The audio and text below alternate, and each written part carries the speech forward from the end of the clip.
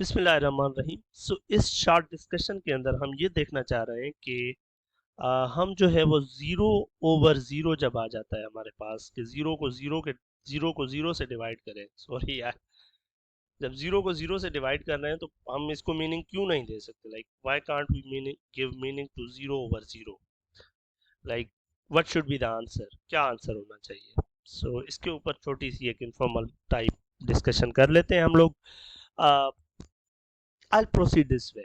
For example, आपके पास एक division problem है, डिवीजन प्रॉब्लम,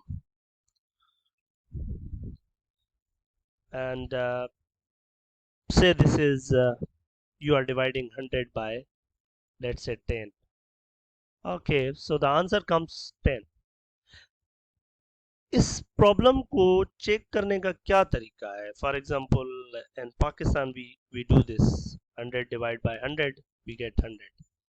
सो हम क्या करते हैं, हम इस 10 को इस 10 के साथ मल्टीप्लाई करते हैं तो 10 10 द 100 आ जाता है। अगर तो हम कहते हैं कि हमारा जवाब ठीक है। यानी कि यहाँ पर भी ऐसे है कि मैं 100 को 10 से डिवाइड कर रहा हूँ, मेरे पास 10 जवाब आ रहा है। कैसे मैं मेक श्योर करूँ कि ये मेरा जवाब ठीक है? तो उसका एक चेक ये तरीका होता है कि आप इस 10 को इस 10 के साथ मल्टीप्लाई करें और देखें कि क्या ये वाला आंसर आ रहा है।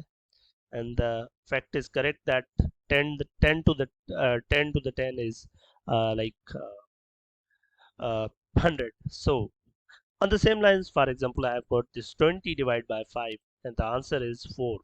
If I claim that the answer is 4, how will I make sure that my answer is correct? The simple way is आप 5 को 4 के साथ करें मल्टीप्लाई। क्या आ रहा है? 20, वही ये वाला आ रहा है, तो इसका मतलब कि मेरा जवाब ठीक है। इसी तरीके से अगर कोई क्लेम करता है कि 30 को मैं 6 से डिवाइड करता हूँ और मेरा आंसर 4 आ रहा है, तो वन चेक ये है कि आप 6 को 4 के साथ करें मल्टीप्लाई तो ये 24 आएगा, और जो कि 30 के बराबर नहीं है, तो इसका मतलब ये इसका जवाब गलत था। तो इसका पूरे का कहने का मतलब ये है कि अगर आपके पास कोई भी नंबर है ए, आप उसको बी से डिवाइड कर रहे हैं और आप कह रहे हैं कि इसका आंसर ये सी है, तो आप क्या करें, इस बी और सी इन दोनों को करें मल्टीप्लाई। अगर आंसर जो है वो इस ए के बराबर आ जाता है तो आप कहेंगे कि आपका जो डिवीजन प्रॉब्लम था वो करेक्ट था। एक और छोटा सा मिसाल, फॉर एग्जांपल आपके पास है 10 को आप डिवाइड कर रहे हैं 0.5 से and you claim that the answer is 20। कैसे चेक करेंगे ये जवाब सही है या गलत? आप क्या करेंगे, इसको उठाकर इसके साथ करेंगे मल्टीप्लाई, 0.5 को 20 के साथ, 0.5 मल्टीप्लाई बाय 20 आप करेंगे तो 10 आ जाएगा, एंड विच इज दिस।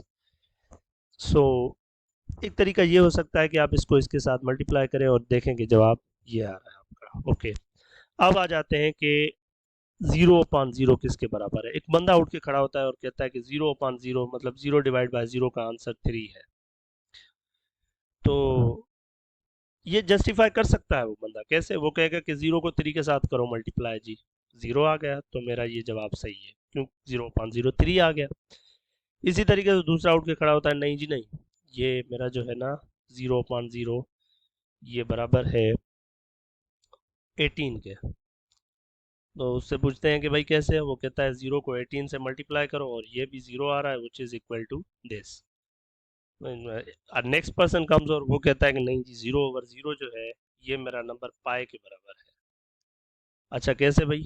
वो कहता है कि देखो, 0 को पाए से करो मल्टीप्लाई और ये 0 आ गया जो कि इसके बराबर है, जो आपने थोड़ी देर पहले कहा था। तो इसका मतलब कि हर बंदा उठ के इस 0 डिवाइड बाय 0 को कोई भी नंबर असाइन कर सकता है। So this could be one of the like informal reason कि हम इसको कोई भी एक स्पेसिफिक नंबर असाइन नहीं कर सकते। लाइक कोई कहता है 0/0 मेरी नज़र में 100 है, ठीक है, तो हाउ वाई, लाइक वो ये वाला टेस्ट अप्लाई कर देता है तो ये 0 आ जाता है, and that comes to this. तो इसका मतलब है कि 0/0 के लिए बहुत सारी वैलिड चॉइसेस हो सकती हैं, ठीक है ना? and you can say maybe therefore 0/0 is you can say that indeterminate form, या ऐसे कह सकते हैं कि आप 0/0 को कोई भी जो है वो मीनिंग नहीं दे सकते, या ऐसे कह सकते हैं कि 0 upon 0 is not well defined. So 0 upon 0 is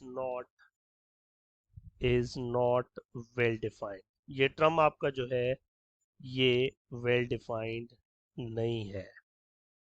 okay, not well defined. So क्योंकि ये लिमिट्स में आपके पास आ रहा है तो I wanted to discuss it a bit.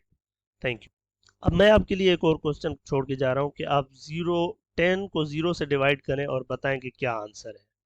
और देखें क्या इसके लिए बहुत सारी चॉइसेस हैं, एक भी नहीं है, क्या है. That's your job.